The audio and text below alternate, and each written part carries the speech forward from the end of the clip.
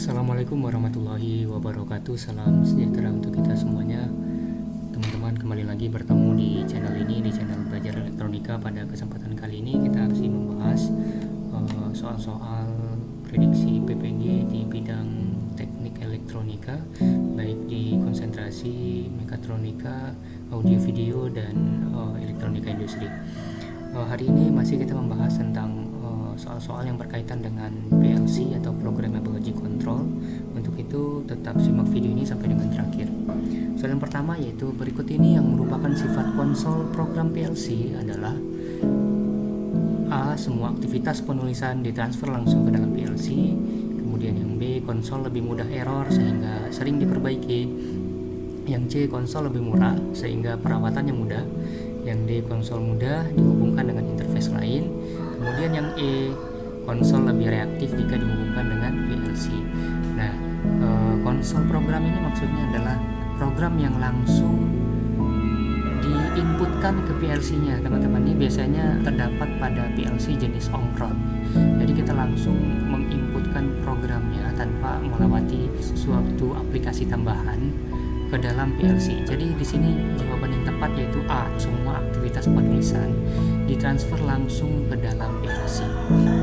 Oke, kemudian soal yang kedua, fungsi PLC memproses input sinyal biner menjadi output yang digunakan untuk keperluan pemrosesan teknik secara berurutan disebut sebagai A. Kendali otomatis, kemudian B. Monitoring plane, C. Control system otomatis, kemudian D. Control sekuensial, kemudian E yaitu kendali elektronik. Nah, kalau yang berkaitan dengan pemrosesan teknik secara berurutan itu pasti akan selalu berhubungan dengan kontrol sekuensial. Maka jawaban yang tepat adalah yang D, yaitu kontrol sekuensial.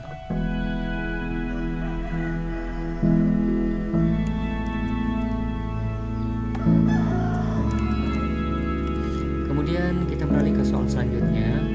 Kinerja PLC menjadi tidak optimal dan tidak efektif, bahkan memboroskan biaya jika A. digunakan pada rangkaian kontrol, kemudian B. digunakan pada rangkaian dinamis, kemudian C. digunakan pada rangkaian statis, D. digunakan pada rangkaian otomasi, kemudian yang E. digunakan pada rangkaian motor listrik. Nah, PLC ini biasanya digunakan untuk rangkaian yang kompleks, yang baik rangkaian sistem loop terbuka maupun pada sistem loop tertutup. Maka di sini kalau kita analisa satu persatu, teman-teman, yang merupakan rangkaian yang tidak kompleks dan tidak efektif jika kita menggunakan PLC yaitu ada pada option yang C, yaitu digunakan pada rangkaian statis.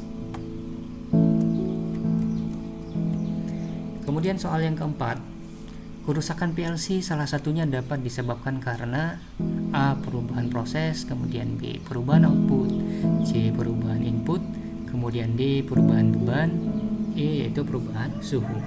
Nah, kalau kita analisa mulai dari option yang A, perubahan proses, kemudian perubahan output, perubahan input, dan perubahan suhu. Nah, ini termasuk kemarin ke dalam sistem loop tertutup ya, dimana perubahan output atau perubahan input itu tidak akan menyebabkan PLC mengalami kerusakan.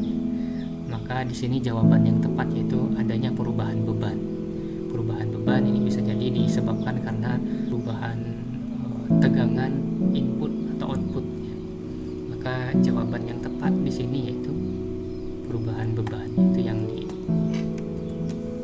Inilah teman-teman beberapa soal yang bisa kita bahas pada kesempatan kali ini. Jika video ini bermanfaat, silahkan klik like dan komen di bawah, serta jangan lupa tekan tombol subscribe-nya untuk tetap mendukung channel ini berkembang. Terima kasih atas perhatiannya. Assalamualaikum warahmatullahi wabarakatuh.